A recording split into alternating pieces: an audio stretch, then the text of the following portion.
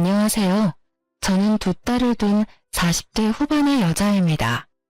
자식에게는 아무리 애정을 쏟아도 늘 미안한 게 부모 마음이죠.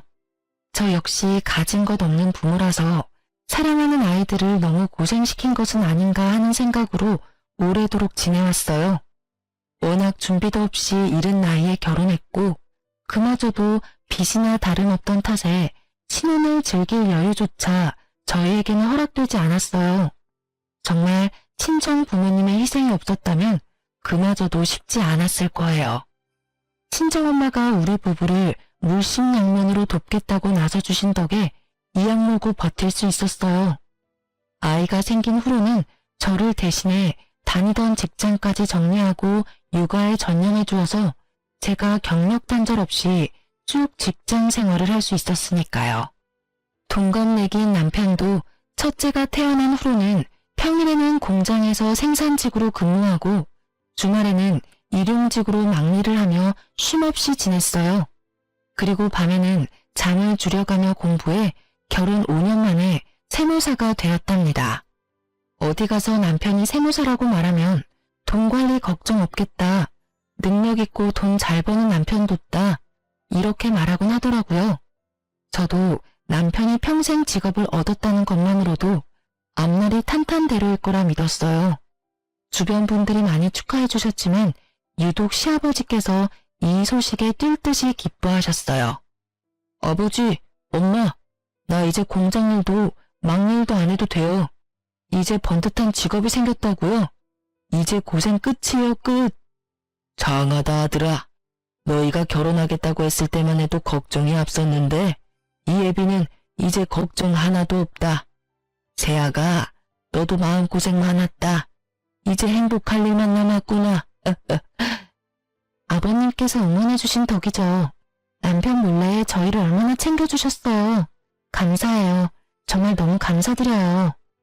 아니다.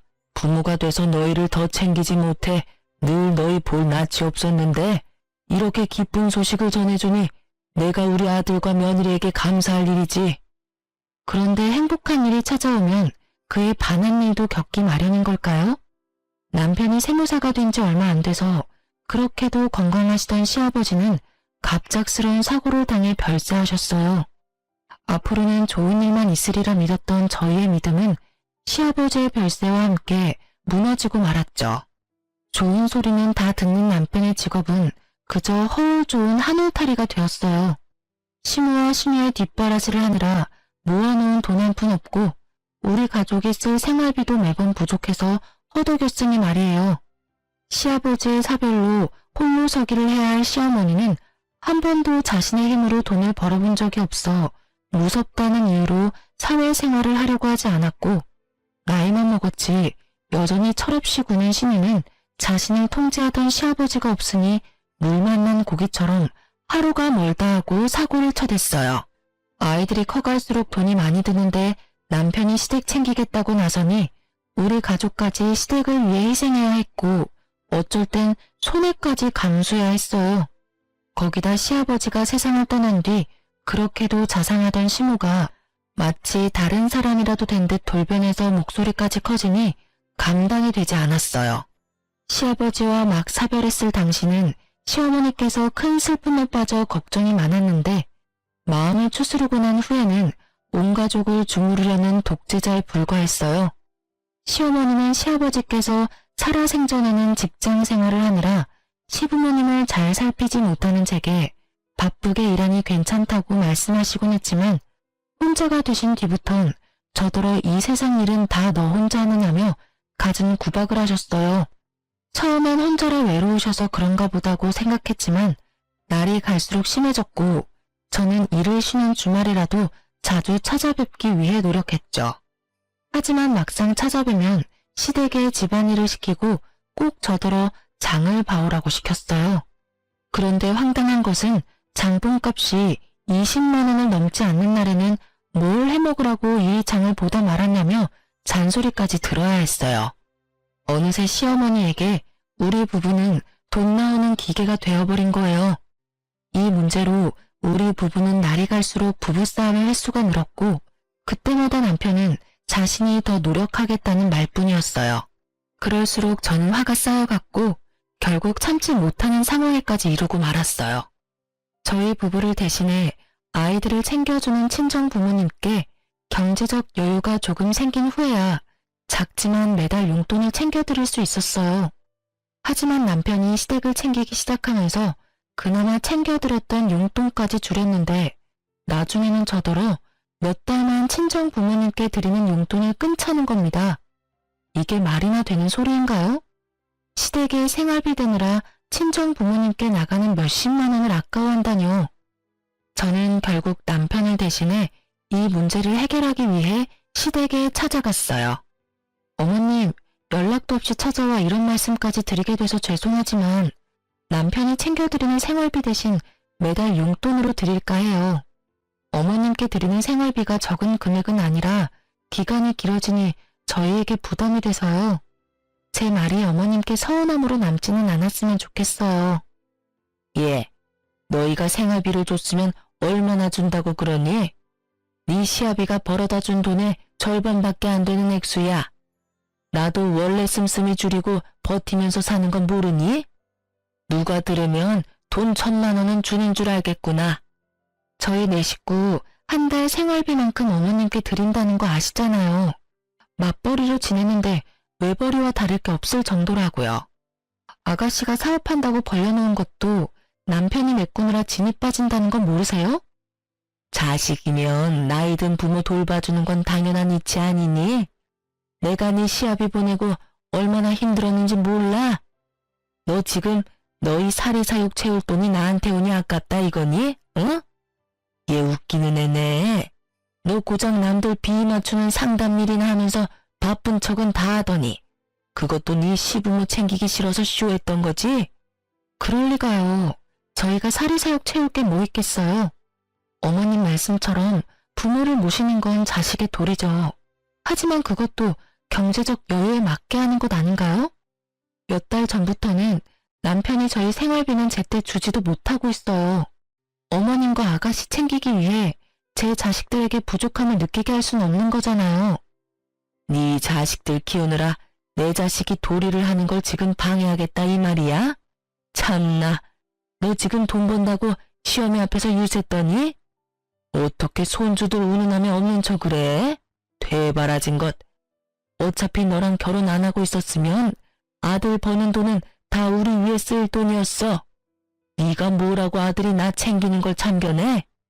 어머님 말씀대로 저와 결혼 안 했으면 그랬을지도 모르죠. 그런데 지금은 가정이 있는 가장이잖아요. 이걸 따지는 게 무슨 의미가 있나요? 어머님도 이제 자식 그늘에서 그만 나오세요. 당연하다는 듯 저희에게 도움만 받고 계시지 마시고요. 앞으로는 이전에 챙겨드린 생활비 대신 용돈으로 챙겨드릴 테니까 생활비는 이제 어머님과 신우가 해결하면 좋겠어요. 너 내가 우습니? 어떤 며느리가 시어미한테 밖에 나가 일을 해라 마라 간섭을 해. 그렇게 너희 생활이 쪼들리면 네가 주말에도 사돈한테 애들 맡기고 나가 일하면 되는 거 아니니? 좋아. 네가 주말에도 일하면서 지내는데도 생활이 힘들면 그땐 생활비로 200만 원씩만 보태라. 더는 양보 없다. 그런 줄 알아. 어머님께서 저희 아이들을 돌봐주시는 것도 아닌데 그럴 수는 없죠. 매달 저희 친정 부모님께 드리는 용돈만큼 1원도 차이 없이 드릴게요.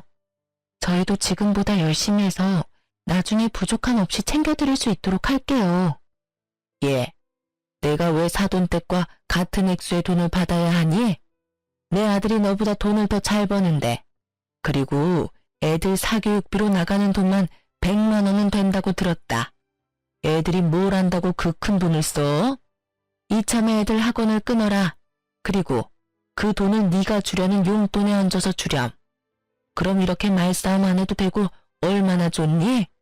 머리 조금 굴리면 될 일을 왜 무식하게 구는지 원. 아무리 그래도 친할머니라는 사람이 애들에게 나가는 돈까지 탐내다니 이건 이해의 범위를 넘어섰다는 생각밖엔 들지 않더라고요. 저는 시어머니의 말에 너무 기가 차고 분노가 치밀어 올라 부양가족인 신우더러 정신 차리고 직장을 알아보게 하면 되지 않느냐고 버럭 소리를 쳤어요. 시어머니도 눈이 뒤집혀서는 신우 앞길을 막으려고 한다며 맏며느리가 시어미한테 주는 돈을 아까워하는 게 맞냐고 노발대발하며 제 머리채까지 잡았어요. 쇼핑을 다녀왔는지 백화점 쇼핑백을 양손 가득 들고 귀가한 신우가 저와 시어머니를 말려 간신히 육탄전을 멈췄네요. 하지만 떡하니 찍힌 값비싼 명품 쇼핑백을 보니 개처럼 쓰는 집안 뒷바라지나 하려고 정승처럼 벌었나 하는 생각에 억울함이 밀려왔어요. 제 고생이 다 남의 식구를 위해 한 것만 같았거든요. 그날 밤 제가 시댁에 다녀왔다는 사실을 알게 된 남편은 어떻게 자기 가족들에게 무례하게 굴 수 있냐며 장남이 집안을 책임져야 하는 거 아니겠냐고 끝까지 저를 설득하려 들었어요. 내가 더 열심히 하겠다고 얘기했잖아. 부부 사이에 그런 믿음도 없이 냅다 우리 집에 찾아가서 그렇게 말하면 누가 좋겠어? 내가 장모님께 드리는 용돈을 평생 끈차는 것도 아니고 몇 달인데 그게 우리 엄마를 찾아가서 따질 정도로 큰일도 아니잖아. 뭐? 큰일이 아니야? 당신은 당신 낳아준 부모만 중요해? 막말로 지금 상황에선 당신네 집안이 짐처럼 느껴지기밖에 더하냐고. 어머님께서 우리 애들을 하루라도 봐준 적이 있어? 매번 말로만 고생한다고 하셨지 우리를 위해 뭐 하나 신경 써주신 적 있냐고. 내가 한두 달도 아니고 언제까지 당신 이러는 걸 보고만 있어야 하는데. 아버지 떠나시고 엄마 힘들어하는 걸 같이 봐놓고도 넌 어떻게 이리도 매정하냐? 장모님이 혼자가 돼도 이럴 수 있어? 적어도 당신처럼 미련하게 굴진 않겠지. 엄마가 어머님처럼 자식 그늘에 숨어만 있으려 하지도 않으실 거고. 우리 애들 앞으로 나가는 돈을 아껴서 주라는 할머니가 어딨어? 나 이제 더는 잠자코 못 있어. 우리 코가 석자야. 제발 정신 좀 차려. 여보, 힘든 건 나도 너무 잘 알아. 하지만 내 가족도 이해 좀 해주라.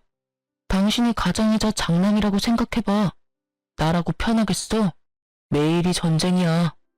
당신만이라도 좀 내 편에 서서 이해해줘야 나도 숨 좀 쉬지. 당신까지 이렇게 몰아붙이면 나는 어떡하냐?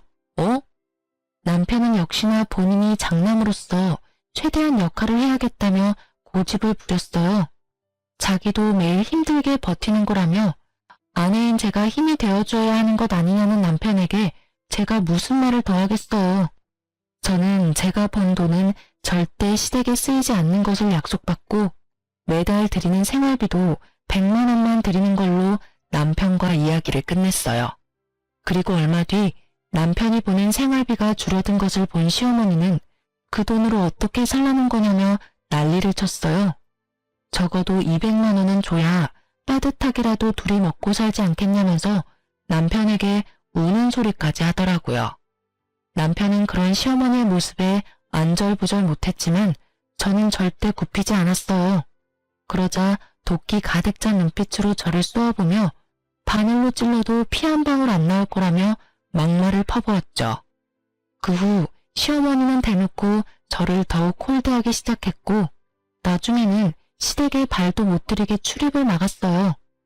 이게 이렇게 멸시받을 정도의 문제인가 하는 생각이 끝도 없이 들었지만 좋은 게 좋은 거라고 차라리 잘 됐다 싶어 굳이 관계 개선을 하기 위한 노력은 하지 않았어요.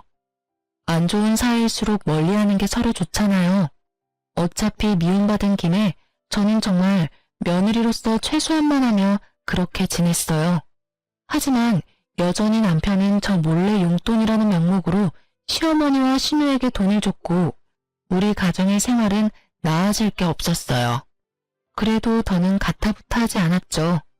남편이 제 눈치는 보였는지 더는 신우가 큰 사업을 벌리지는 않았거든요. 그리고 빠듯하지만 이전처럼 친정 부모님께 드리던 용돈도 변함없이 챙겨드릴 수 있었어요.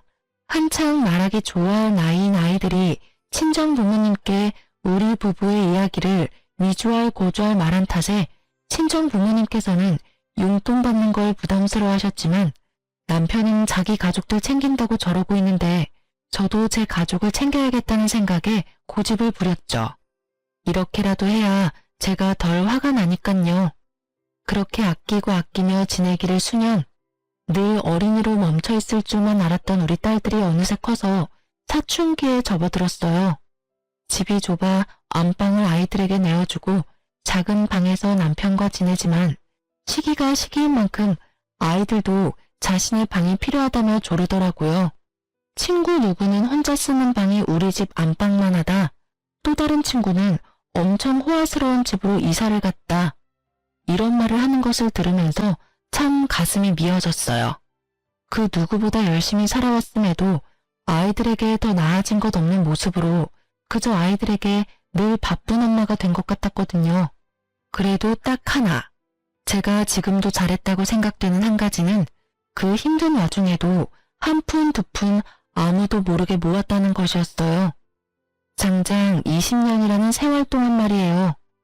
없는 형편에 허리띠 졸라매고 살면서도 이 돈만큼은 없다고 여기며 지내왔거든요. 저는 다른 건 몰라도 앞으로도 이 허름하고 좁디 좁은 집에서 살지는 않아야겠다고 다짐했어요. 딸들이 더는 잘 사는 친구를 부러워하며 주눅들지 않았으면 했어요. 그래서 20년 동안 모으고 모은 돈으로 평생 살 괜찮은 집을 사야겠다고 결심하게 됐죠. 그 뒤로 저는 짬짬이 시간을 내서 이사갈 집을 알아보러 다녔어요. 그렇게 지내기를 3개월, 드디어 제 마음속에 쏙 드는 집을 찾게 되었고 계약까지 하게 되었어요. 그리고 계약서를 받아온 그날 남편과 딸들을 거실에 앉히고 계약서를 보여주며 이사를 할 거라는 사실을 알렸죠. 아주 짧은 시간 정적이 맴돈 뒤는 기뻐 날뛰는 아이들의 모습을 볼 수 있었어요. 남편은 사실 여부를 몇 번이나 확인한 뒤에야 눈물까지 글썽이더라고요. 미련한 자신 때문에 늘 피해보는 가족에게 면목이 없긴 했는지 저를 부둥켜 안고는 자신이 고생만 시켰는데 제 덕까지 보게 되어 미안하고 고맙다면서 한참을 북받친 감정을 추스르기 바빴어요. 이사갈 새 집을 보러 간 날은 집을 샀다는 사실을 알린 그 주 주말이었어요. 초대하지 않은 사람과 함께 구경하러 가게 될 줄은 몰랐지만요. 이사할 집을 가보기로 하고 나갈 채비를 한창 하고 있을 때 갑자기 누군가 초인종을 눌렀어요. 네, 시어머니가 연락도 없이 대뜸 우리 집에 찾아왔던 거예요. 어떻게 알았는지 제가 구태여 말하지 않았음에도 제가 집을 샀다는 걸 이미 알고 계시더라고요. 더 웃긴 것은 저를 못마땅해 하며 시댁엔 오지도 못하게 했던 분이 제 돈으로 집을 마련했다고 하니 어쩜 그렇게 다른 사람처럼 저를 대하시던지 남편에게나 보여주던 살가운 모습으로 제 이름을 사근사근 부르며 말하는데 당혹스럽기까지 하더라고요. 예, 지우 엄마야. 그간 고생 많았다. 우리 며느리가 이렇게 능력 있고 알뜰한 애였다는 걸 다시 한번 새삼 깨닫는구나. 어쩜 이렇게 기특한 며느리를 뒀을까 싶다니까. 어머님, 무슨 그런 말씀을 하세요. 이전엔 저를 그렇게나 미워하셨잖아요. 어머, 내가 언제 널 미워했어? 그냥 시댁을 챙기는 게 부담스럽다는 말에 내가 상처를 조금 받아서 서운했던 거지. 내가 섭섭한 마음에 내게 모나게 굴었던 점은 마음에 담아두지 말렴. 내가 생각해도 그때 내가 너무 어리석었다 싶어. 그래 엄마, 서운할 수 있지만 그래도 우리 다 가족인데 좋게 풀려서 다행이다. 엄마가 그렇게 먼저 말씀해 주시니까 지우 엄마도 마음이 좀 풀릴 거야. 우리 가족 화목한 분위기 너무 좋다. 이사 가려니까 가족 사이도 더 돈독해지려나 봐. 먼저 그렇게 말씀해 주시니 제가 몸둘 바를 모르겠네요. 그래도 용기 내서 좋은 말씀도 해주시고. 앞으로는 모나게 굴지 않으마. 내가 더 성숙하게 대했어야 했는데 그러지 못했어. 앞으로는 딸처럼 여기며 지내마. 너도 안 좋은 감정이 남아있다면 풀었으면 좋겠구나. 다 늙어서 나 챙길 건 우리 며느리랑 장남밖에 더 있겠니? 너희 부부가 노후를 보낼 소중한 공간이니 내가 꼭 한번 가보고 싶어서 이렇게 왔는데 불편해하지 않았으면 하구나. 그럼 어서 더 늦기 전에 출발하는 게 어떻겠니? 마음 같아서는 이 가식덩어리인 시어머니를 당장이라도 함께 갈 수 없으니 그만 돌아가시라고 말하고 싶었지만 이렇게까지 굽히는 모습에 꾹 참았어요. 저도 괜히 아이들 앞에서 시어머니에게 못되게 굴 수도 없었고요. 함께 저희 차로 새로 이사갈 집을 향해 가는데 차에서도 내내 우리 부부의 칭찬을 늘어놓기 바빴어요. 남편과 제가 궁합이 잘 맞아서 이렇게까지 성공할 수 있었다느니 제가 능력이 없다 했지만 실은 남편보다 훨씬 대단하다느니 그렇게 무시할 때는 언제고 이제 와서 왜 저러나 싶으면서도 나쁘게 말하지 않는 게 다행인 건가 싶기도 하더라고요. 그렇게 속에도 없는 제 칭찬을 늘어놓는 시어머니의 말을 듣다 보니 새 집에 도착했어요. 시어머니는 애들보다도 더 떨린다고 요란법석을 떨었어요. 하지만 좋은 게 좋은 거라고 결혼 20년 만에 처음으로 저희 부부가 이사하는 거니 시어머니도 기대가 되나 보다 하고 넘겼어요. 집 내부를 살피는데 시어머니 눈이 반짝반짝 빛을 내며 구경하다가 갑자기 꼬치꼬치 캐묻기 시작하는 거예요. 그런데 사람이 참 이상하죠. 관심이라고 여기고 좋게 생각하려는데 자꾸 시어머니를 볼수록 싸한 기분이 드는 겁니다. 거기다 이 방은 이렇게 쓰면 좋겠고 가구는 이렇게 놓으면 딱 맞다. 저 방은 드레스룸으로 딱이다며 방마다 쓰임을 정하듯 말하면서 발코니까지 샅샅이 보더라고요. 오죽하면 둘째 딸이 시어머니에게 누가 보면 할머니가 이사 오는 줄 알겠다. 할머니도 우리가 이사하는 게 그렇게 좋아? 라고 물어볼 정도였죠. 그 말을 들은 시어머니는 들뜨는 걸 어쩌겠냐며 호탕하게 웃으셨어요. 실로 새 집을 보고 돌아온 이후 큰 사건 없이 평안한 일상을 보냈어요. 시어머니가 저를 대하는 태도까지 시아버지가 살아계실 때처럼 살가워지더라고요. 그래서 집 구경을 갔던 날 느꼈던 그 불안한 기분은 틀어진 관계에서 비롯된 제 착각이었나 싶더라고요. 지금 생각해보면 착각이길 바랬나 싶네요. 남편과 시어머니가 더 이상 제 가정에 피해를 주지 않으니 점점 제 마음도 풀려갔죠. 온 가족이 이삿날만을 고대하며 그렇게 행복한 마음으로 지냈어요. 뒤에서 시어머니가 어떤 작당 모의를 하는 줄도 모른 채 이제야 모든 게 잘 풀리는 것 같다고 바보 같은 생각까지 하면서요. 그러나 어김없이 우리 가족의 이사 당일 문제가 터지고 말았습니다. 한 집에서 20년을 사니 어찌나 짐이 많던지 이삿짐 센터에 사다리차까지 부른 대이사였어요. 그래서 이른 아침부터 준비해 일찍이 짐을 옮겨 차에 싣고 새 집으로 향했죠. 도착해서는 저와 남편이 본격적인 이사를 위해 현관문을 열어두려고 불이 나게 새 집으로 올라갔어요. 그러곤 들뜬 마음으로 현관 도어락을 누르는데 무슨 일인지 자꾸 틀렸다는 소리만 날 뿐 문이 열리지 않는 거예요. 남편과 저는 당황스러움을 감추지 못했어요. 저번 집 구경을 왔을 때 우리 가족만 알 수 있도록 비밀번호를 바꾸고 여러 차례 확인까지 했기 때문에 부동산에 물어볼 수 없는 노릇이었거든요. 남편과 제가 번갈아 해보았지만 굳게 닫힌 문은 열리지 않았고 5번 정도 틀리니 처음 듣는 소리가 한참을 울리다 멈췄어요. 그런데 그 소리가 멈추고 5분쯤 흘렀을까요? 절대 열리지 않던 현관이 안에 있는 누군가에 의해 맥없이 열렸고 곧 집에서 나온 사람을 보고 저는 기함했어요. 마치 자기 집인 듯 누가 이렇게 시끄럽게 하냐며 성이 잔뜩 난 목소리를 하며 나온 사람은 바로 신우이였죠. 그렇게 뻔뻔하게 우리 집에서 나와서는 한다는 말이 가관이었어요. 누가 아침부터 이렇게 시끄럽게 굴어? 뭐야, 오빠랑 새언니네? 이른 아침부터 무슨 일이에요? 남의 집 도어락은 왜 그렇게 눌러대서 사람 잠을 다 깨워요? 아가씨가 왜 내 집에서 나와요? 이게 다 어떻게 된 일이에요? 도대체 어떻게? 누가 보면 진짜 언니네 집인 줄 알겠네. 상황 파악이 안 되나 본데 지금 내 집에 쳐들어오려는 모양새인 거 모르겠어요? 그게 무슨 소리야?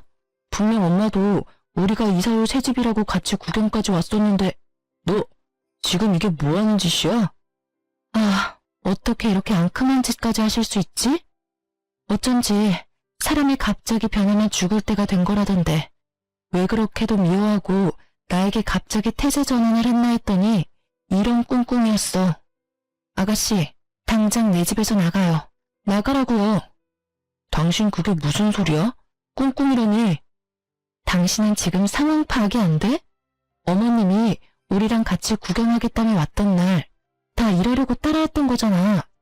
나한테 이빨한 소리까지 해대면서 띄워주고 안심시켰던 게 다 신우한테 우리 집 뺏어서 주려고 했던 거라고. 진짜 지긋지긋하다. 아가씨, 뭘 구경하고 서 있어요? 당장 짐 챙겨서 돌아가라니까요? 내가 왜 그래야 하는데? 여기 내 집이야. 내 집이라고. 세연이나 다시 그 허름하고 좁아터진 집으로 돌아가요. 내 집에 한 발짝이라도 들어오면 주거 침입으로 신고할 줄 알아? 감히 앞으로 내가 살 내 집에 쳐들어오려고? 어림도 없지. 신우는 자기 집이라며 우기면서 되려 그 집에 들어가려는 저를 주거 침입자 취급까지 해댔어요.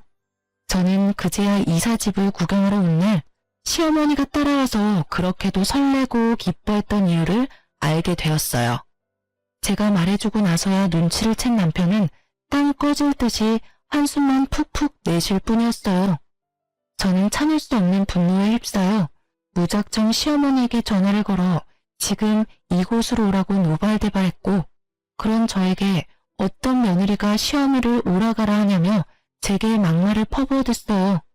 하지만 저는 아랑곳하지 않고 시모에게 신우가 길바닥에 나앉는 꼴을 보고 싶은 게 아니라면 당장 오라고, 30분 안에 오지 않으면 그땐 경찰 부르겠다고 따졌어요. 시어머니는 그래도 자기 딸이 쫓겨날까 걱정은 됐는지 정말 딱 30분 만에 오더라고요. 저는 시어머니를 보자마자 어떻게 된 일인지 직접 자초지종을 설명을 하고 언성을 높였어요. 염치 없는 사람으로 치자면 따라올 자가 없을 정도인 시어머니는 이 상황에서도 당황스러운 기색조차 없이 되려 저를 향해 소리를 지르기 바빴어요. 이 멍청한 거사, 딱 보면 모르니? 불쌍한 내 딸, 결혼 전에 좋은 집에서 좀 살아보라고 한 게 뭐가 그리 불만이라고 날 여기까지 불러내? 어머님, 아무리 그래도 제 남편도 어머님 아들이고요. 저와 아이들도 어머님의 가족이에요. 그런데 도대체 왜 저희에게 이렇게까지 하시는 건데요? 제가 20년을 꼬박 모아서 태어나 처음으로 산 집이에요. 그런데 이런 식으로까지 회방 놓고 싶으세요? 제발 좀 이제 각자 도생하자고요. 이것이 뭐 잘났다고 큰 소리야? 그래, 내가 너희 좋은 새 집에서 사는 게 배 아파 못 참겠어서 40이 넘어서도 부모 밑에 있는 가여운 내 딸 좋은 집에서 살라고 너희보다 먼저 들어가서 진을 치고 있으라고 시켰다. 그게 왜? 이 집안 가장인 내 아들 덕존 동생이 보면 어떠니? 어머님께서 어머님 아들 앞길까지 맡고 계시는 걸 왜 모르시냐고요. 아니면 정말 남편이 저랑 이혼이라도 하고 우리 애들이 멀쩡한 부모랑 찢어졌으면 싶으신 거예요. 그리고 이 집은 제 명의 제 집이에요. 아가씨가 이렇게 먼저 들어와서 진을 치고 있는 건 무단 침입이라고요. 그래서 지금 네 신우를 신고라도 하겠다 그 말이냐? 응? 이 얼빠진 것. 내가 바라는 건 별거 없어. 내 딸이 나랑 분가하면 네가 그렇게 목에 핏대 세워가며 말렸던 생활비를 더 요구할 명분이 생기는 거 아니겠니? 그러게 그냥 좋게 생활비 주지 그랬어. 아니면 지금이라도 더 올려주던가. 그럼 내가 우리 딸 구슬려서 짐 빼마. 지금 고작 생활비 더 받으려고 이런 비상식적인 일까지 벌이셨단 말씀이세요? 신우에게 이러라고 지시한 것도 전부 어머님이시고요? 뭐야? 비상식적? 눈이 뒤집혀 배는 게 없니? 말하는 꼬락서니가 천박해도 너무 천박해. 내 몫을 챙기기 위해서 못할 건 또 뭐니? 모든 수단을 가리지 않았을 뿐이다. 그리고 되바라진 너도 본때를 좀 보여줘야 기어오르지 않을 거 아니냐? 이게 다 너 하나 때문에 벌어진 일이야. 시어머니는 이 모든 일을 생활비를 더 받기 위해 저질렀던 거였어요. 다 저 때문에 벌인 일이라고 잡아떼는데 정말 기가 차서 입이 다물어지지 않더군요.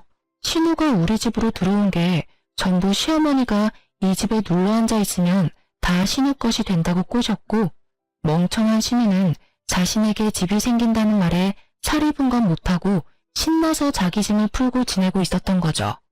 그런데 더 문제는 이삿짐 센터 직원들이 더는 지체할 수 없다고 어떻게 할 거냐며 불만을 토로하기 시작한 거예요.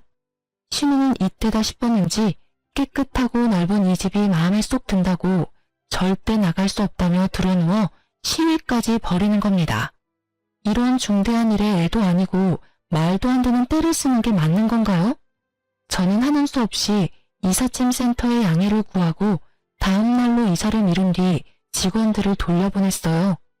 그리고 시어머니와 신우에게는 내일 짐 풀기로 했으니 오늘 중에 당장 이 집에 있는 신우의 짐을 전부 빼서 시댁에 다시 가져다 놓으라고 엄포를 놓았죠. 하지만 저를 우습게 하는 시무와 신우는 제 말에 콧방귀 끼며 안 빼면 어쩔 거냐고 비아냥대기까지 했어요. 정말 머리가 지끈거리고 심장이 터질 것처럼 화가 치솟았는데 더욱 저를 미치게 만드는 건 이 상황에서도 여전히 큰 소리 한번 제대로 못 치고 입을 꾹 다물고 있는 남편의 모습이었어요. 내가 이런 꼴이나 보자고 이런 정신 빠진 시댁을 가족이라고 뒀나.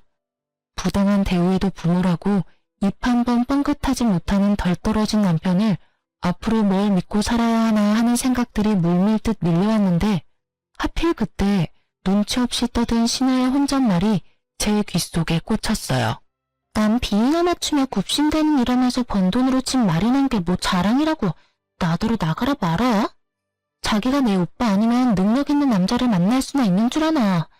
우리 오빠가 세무사가 됐으니까 푼돈이라도 한 푼 두 푼 모아서 이 집 산 거면서. 원래 없이 살았으니까 주제에 맞게 그 집에서 쭉 살지. 무슨 이사를 하겠다고? 저는 신우의 말에 머리보다 몸이 먼저 움직여 신우의 머리채를 잡고 말았어요. 결국 신우와 시무를 상대로 몸싸움까지 벌이게 되었고 남편과 딸들까지 나서서 간신히 멈췄지만 제 분은 풀리지 않았어요. 저는 더는 말 섞고 싶지도 않고 한 공간에 함께 있고 싶지 않으니 당장 신우 짐을 싹 가지고 이 집에서 썩 꺼지라고 소리쳤어요. 그러고는 짐 빼기 전까지 한 발짝도 움직이지 않겠다고 마음먹었어요. 하지만 신우와 시어머니는 제 말을 들은 척도 하지 않고 괜한 힘만 빼서 허기가 진다며 식사하러 가버렸죠. 제가 어쩌지 못할 거라고 생각했던 거예요. 저는 남편에게 아이들 먼저 친정에 데려다 주라고 시켜놓고 혼자 남은 틈을 타 신우의 짐을 모조리 쓰레기장에 가져다 버리고 업체를 불러 현관까지 다 뜯어 고쳤어요. 뭘 하다 왔는지 해질녘에야 신우와 시어머니가 돌아왔어요. 하지만 바뀐 도어락 덕에 집안으로 발도 들이지 못한 채 한참을 복도에서 난리만 치다 다음날 다시 올 테니 두고 보라고 소리친 뒤 돌아갔어요. 저는 미리 이삿짐 센터에 다음날 짐 옮기는 것을 일찍 했으면 한다고 부탁했고 다행히 우리 때문에 꼬인 일정이 있었다며 이삿짐 센터에서도 흔쾌히 수락해줘서 다음날 시댁 식구들이 쳐들어오기 전에 이사를 모두 마칠 수 있었어요. 남편 짐은 고스란히 시댁으로 다시 보냈는데 그때 잠이 섞였는지 남편이 제게 연락해 이게 어떻게 된 일이냐고 연락이 오더라고요. 저는 내 집에는 당신을 포함해 당신의 가족들은 한 발짝도 들일 수 없으니 그런 줄 알라고 말한 뒤 전화를 끊어버렸죠. 그제야 남편은 위기감을 느꼈는지 세수도 않은 얼굴로 찾아와서는 제게 잘못했다고 싹싹 빌었어요. 여보, 당신 왜 이래? 문 좀 열어봐. 우리 대화로 풀자, 응? 내가 잘못했어. 내가 당신의 편에 섰어야 하는데 미안해. 앞으로는 절대 이런 일 없도록 내가 잘 처신할게. 제발 얼굴 보고 이야기해. 애들 올 시간 됐으니까 돌아가. 애들한테 이런 추접스러운 모습 보이고 싶은 거 아니면. 그리고 우리 부부는 어제부로 끝이니까 그런 줄 알아. 대화는 내가 아니라 너희 가족이랑 실컷 하면서 살고. 끝이라니 그게 다 무슨 소리야. 지금 이혼이라도 하자는 말이야? 절대 안 돼. 절대. 당신이 많이 화가 나서 욱하는 감정이 이러는 거잖아. 진심 아니라는 거 다 알아. 그럼 내가 내일 다시 올게. 그때까지 마음 다독이고 나서 천천히 대화하자. 내일도 모레도 쭉 당신 낯짝은 이제 꼴도 보기 싫으니까 내 집에 찾아올 생각하지 마. 내 진심을 곡해하지도 마. 나 이제 당신이랑 부부로 살기 싫어. 당신 가족들 때문만 아니라 당신한테 질려. 이혼해. 화가 나서 마음에도 없는 말을 하는 거라며 부정하는 남편이 왜 이리도 멍청하게만 보이던지. 매사에 어물쩍하게 시댁 식구와 우리 가족 사이에서 저울질하던 남편이 꼴도 보기 싫어서 문도 안 열어준 채 인터폰으로 이혼 선언을 해버렸어요. 남편은 이혼하자는 말을 듣고는 울먹거리면서 안 된다고 애원하는데 이미 정이 떨어져 버린 후라 그런지 그 모습조차 소름 끼치더라고요. 저는 그런 남편에게 더는 내 남은 인생에 당신과 시댁은 끼워놓고 싶지 않다고 말했죠. 그런데 남편은 이 말을 듣고 갑자기 돌변해서는 현관에 미친 듯이 두드리며 소리쳤어요. 자식 생각은 안 하고 자기 인생만 생각하는 주제에 뭘 잘났다고 이혼을 입에 올려? 여유 생기니까 나를 짐짝 취급하는 거 아니야? 그래서 내치는 거 아니냐고. 당신만 20년을 고생하면서 살았어? 나도 당신 눈치 보랴 엄마 눈치 보랴 마음 편할 날 없이 아등바등 살아왔잖아. 그런데 이제 와서 뭐라고? 다 이러려고 그렇게 이악 물고 내 동생 내쫓은 거지? 문 열어. 문 열라고. 이제 당신 마음대로 생각해 그럼. 내 집에 무단으로 침입해서 짐까지 풀고 지낸 건 당신 동생이야. 난 내 집을 찾을 권리가 있는 거고. 내가 이런 수모를 겪으면서 언제까지 당신 가족들을 참아줘야 하는데? 남편인 당신도 아무것도 안 하고 방관이나 하고 있는데 내가 뭐하러 당신과 부부관계를 이어가고 남보다도 못한 당신 엄마랑 동생을 가족으로 여기며 살아야 하느냐고. 나도 이제부턴 내 아이들, 내 부모만 챙기면서 살 거야. 네가 혼자 네 부모한테 효도한답시고 우리 힘들게 할 때 나는 차마 내 부모님한테 못했던 효도 나도 이제부터라도 하면서 살 거라고. 그러니까 이혼해. 이혼하자고 제발. 그럼 너도 내가 내 부모 챙길 때 네 부모 챙기지 그랬어. 왜 다 내 탓을 하려고 두는 건데? 네가 못한 건 네 탓이지 내 탓이 아니야. 우리 애들 때문이라도 이혼은 절대 안 돼. 이왕 이렇게 된 거 며칠 애들이랑 시간 보내면서 잠시 생각 정리하고 다시 대화해. 남편은 성인한 성은 다 내놓고 이혼은 안 된다며 인심 쓰듯 생각 정리할 시간을 주겠다고 말하곤 돌아갔어요. 하지만 저는 아랑곳하지 않고 아이들에게 이혼에 관한 설명한 후 동의를 얻고 곧장 이혼소장을 날렸습니다. 그런데 얼마 후 이혼소장을 본 시어머니가 남편보다도 먼저 제 집에 찾아와서는 땡판을 쳤어요. 여태 내 아들 개고생은 다 시켜놓고 뭐? 이혼? 돈 걱정 끝나니까 내 아들을 버리겠다 이거냐? 뭐 이런 게 다 있어? 벌레만도 못한 것이 뻔뻔해도 정도가 있지. 소송 취하해. 양심도 없이 니깎게 이혼은 무슨 이혼이야? 엄마라는 것이 자식한테 죄 짓는 건 줄도 모르고. 어머님, 제가 오늘 이렇게 어머님을 마주한 이유는 그딴 소리나 들으려고 한 게 아니라 그래도 이혼을 앞둔 입장에서 마지막 예의라도 차리기 위함이에요. 이혼은 어머님이 아니라 남편과 하는 거니까 가타부타 하지 마세요. 저희 부부 이혼하겠습니다. 반대를 하시려거든 남편에게나 이야기하세요. 야, 이 되바라진 게 지금 뭐라고 주둥이를 놀리는 거야? 시어머니는 자기 분에 못 이겨 제게 마구잡이로 손을 휘두르며 듣기 거북한 막말을 쏟아냈어요. 저는 이제 정말 끝이라는 마음으로 큰 반항은 하지 않았어요. 그렇게 한참 동안 저를 괴롭히던 시어머니는 저더러 사람도 아니라며 한 번만 더 이혼 얘기를 들먹이면 그땐 진짜 가만두지 않겠다고 경고하고는 돌아가셨어요. 거울에 비친 제 몰골은 암담하더군요. 하지만 괜찮았어요. 저는 시어머니가 제게 한 막말을 전부 녹음한 파일을 챙겨 병원으로 향했고 치료받은 진단서를 떼서 곧장 시어머니를 신고했어요. 그런데 못된 시어머니와 남편은 간사하기까지 했어요. 제가 신고했다는 사실에 겁이 났는지 남편은 그제야 제게 와서는 앞으로 신우와 신우를 안 보고 살겠다며 약속할 테니 이혼소송 취하하고 시모를 신고한 것도 제발 합의해달라며 눈물로 호소하더라고요. 시어머니도 다 늙은 자신의 앞날이 걱정됐는지 문제가 커졌다는 것을 알고는 제게 무릎까지 꿇고 손이 발이 되도록 용서를 구하더군요. 그러면서 하는 말이 제가 아들 덕을 보는 것 같아 눈에 뵈는 게 없었다나요? 더 이상 저희 부부에게 돈 달라는 말도 하지 않겠다는 뻔뻔한 거짓말까지 하는데 우습기 짝이 없더라니까요. 뭐든 때가 있는 건데 왜 그걸 여태 알지 못했는지. 처량한 두 모자의 신세를 보고 있자니 한심할 뿐.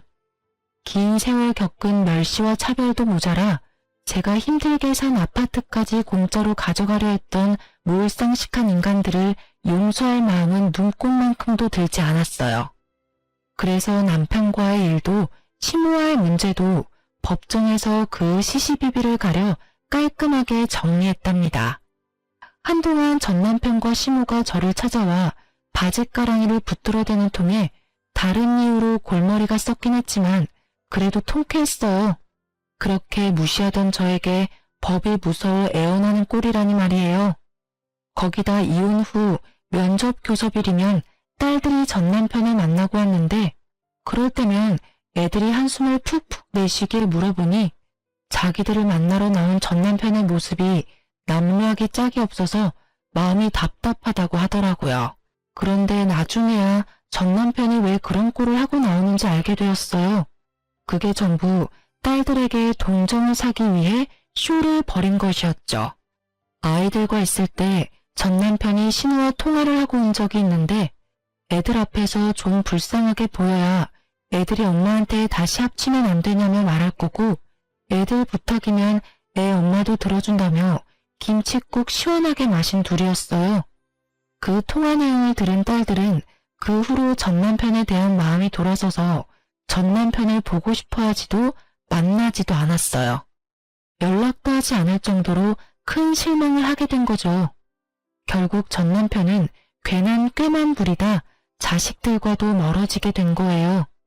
지금은 제 노력으로 얻은 이 집에서 딸들과 복닥거리며 행복한 나날을 지내고 있어요. 긴 세월 텔레마케터로 일한 덕에 얼마 전 좋은 곳에서 스카우트 제의라는 것도 처음 받아보았네요. 막 이혼했을 당시는 벌이가 넉넉지는 않아 여전히 아끼며 지냈는데 이 기회를 잡아 꽤 높은 직위로 진급까지 한 거 있죠. 이제는 그 누구도 제게 무능하다고 손가락질 못할 만큼 능력 있는 엄마가 되었어요. 아이들에 대한 걱정이 많았지만 제 걱정이 무색할 정도로 우리 아이들은 밝고 씩씩하게 자신들의 삶을 개척해 나가는 중이랍니다. 이전과는 달리 가장의 위치에서 딸들을 믿어주고 또 온전히 응원할 수 있는 이 생활이 참 꿈만 같네요. 앞으로도 아빠의 빈자리가 느껴지지 않도록 저는 제 위치에서 아이들과 저 자신을 위해 열심히 그리고 행복하게 지내고 싶어요. 지금부터 시작되는 인생 2회차는 더없이 보람차고 멋들어지게 살아보려 하니 많은 응원 부탁드립니다. 모두 행복하세요.